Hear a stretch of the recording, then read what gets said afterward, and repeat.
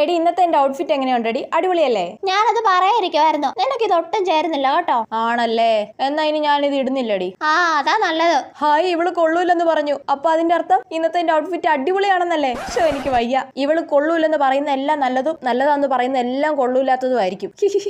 എടാ നീ ഇനി സ്പ്രേ അടിച്ചിട്ട് വരല്ലേ? ഇതിന്റെ സ്മെല്ല് കാരണം എനിക്ക് തലവേദന എടുക്കുവാടി. ഇല്ലടി, ഇനി അടിക്കത്തില്ല. അയ്യടി മോളെ, ഇനി ഞാൻ എവിടെ പോയാലും ഈ സ്പ്രേ മാത്രം അടിക്കൂ. എടി പിന്നെ നിന്റെ ഇന്നത്തെ ഹെയർ സ്റ്റൈൽ കൊള്ളാം കേട്ടോ, നല്ല രസമുണ്ട്. ആണോ? Thank you. എന്നും ഇതേപോലെ കെട്ടിയാ മതിയടി. Okay D. അയ്യ, അപ്പൊ ഈ ഹെയർ സ്റ്റൈല് കൊള്ളൂലല്ലേ? എന്നാ ഞാൻ ഇനി ഇങ്ങനെ മുടി കെട്ടുന്നേ ഇല്ല. ഈ ടോപ്പിക്ക് പരീക്ഷയ്ക്ക് വരുവോടി? അയ്യേ, ഇതൊന്നും വരത്തില്ലടി. നീ എന്തിനാ അതൊക്കെ വെറുതെ പഠിക്കുന്നേ?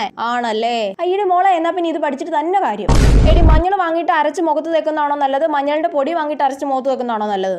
മഞ്ഞളൊന്നും മുഖത്ത് വെച്ചിട്ട് ഒരു കാര്യമില്ലടി. നിനക്ക് അത്ര നിർബന്ധമാണേലും കറിക്കിടുന്ന മഞ്ഞപ്പൊടി തേച്ചോ. ആണല്ലേ? മണ്ടി വിശ്വസിച്ച്. നിന്റെ അപ്പൂപ്പൻ വിശ്വസിച്ചു. കറിക്കിടുന്ന മഞ്ഞപ്പൊടി നിന്റെ അമ്മൂമ്മയ്ക്ക് തേച്ചു കൊടുക്കും.